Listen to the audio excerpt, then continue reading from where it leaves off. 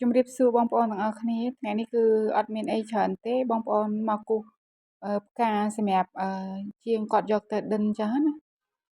ជាប្រភេទអាវដែលយើងគ្របស្មាបងប្អូនម៉ូដខាងមុខគឺចំហនទងម៉ូដនេះគឺខ្ញុំលក់ចេញច្រើនមែនតើបងប្អូនសម្រាប់អីវ៉ាន់មួយប្រភេទនេះណាម៉ូដដូចបងប្អូនបានដាក់នៅលើអេក្រង់អញ្ចឹងគឺជាប្រភេទម៉ូដចំហនទងសម្រាប់ស្មាហើយកសែងនេះគឺយើងជាប្រភេទកសែងដែលយើងដិន highlight កម្មបងប្អូនដូចជាប្រភេទពណ៌តក្រូចនេះគឺយើង highlight កម្មតិចដែរហើយការដិនគឺយើងត្រឡប់កសែងបងប្អូនដោយសារតែខាងមុខគឺយើងត្រឡប់បោវាខាងមុខណាហើយចំពោះ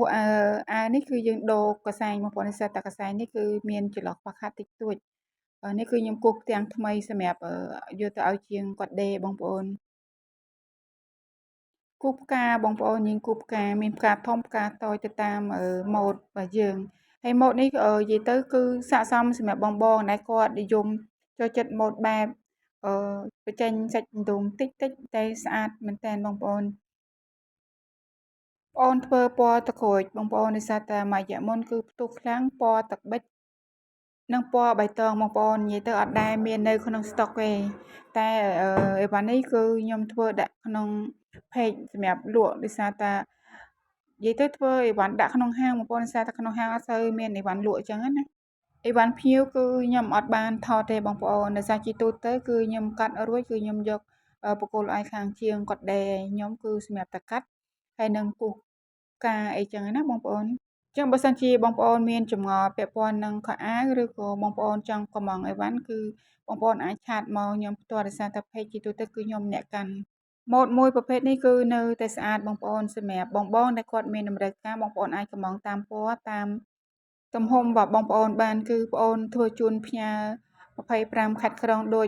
បងផ្សេងទៀតដែលគាត់បានធ្វើការកម្មង់ដូចគ្នាជាទូទៅបងប្អូនអត់សូវមាននៅក្នុងស្តុកទេ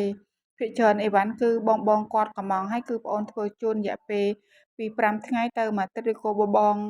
បងដែលគាត់មានតម្រូវការប្រញាប់កម្មវិធីគឺបងប្អូននឹងដាក់អីវ៉ាន់ការកម្មង់នេះមុនសម្រាប់បងរយៈពេលពី3ថ្ងៃអីគឺបងអាចទទួលបានអីវ៉ាន់ដោយសារតែបើសិនជាបងប្រាប់ថាកម្មវិធីរបស់បងថ្ងៃនេះ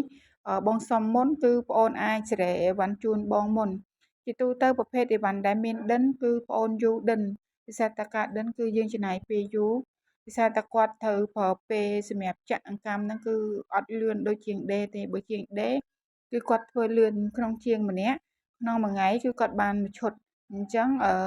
បើសិនជាបងមានតម្រូវការប្រញាប់បងអាចប្រាប់បងអូនហើយបងអូននឹងធ្វើជូនបានរយៈពេល3ថ្ងៃអីគឺបងនឹងបានទទួលអីវ៉ាន់ដោយសារខាងបងអូនក៏មានជាងច្រើនសម្រាប់នឹងធ្វើអីវ៉ាន់សម្រាប់បងដែលគាត់ធ្វើការកម្មង់តាមអនឡាញដូចគ្នាដែរមួយរយៈក្រោយគឺបងអូននឹងធ្វើអីវ៉ាន់live សម្រាប់បងដែលគាត់ចង់មើលម៉ូដផ្ទាល់បើសិនជាបងដែលគ្រប់គ្រងអីវ៉ាន់ពីខាងបងអាច comment ម្នាក់មួយបានបងអូននឹងធ្វើម៉ូដថ្មីសម្រាប់ live ជូនបងមើលម៉ូដ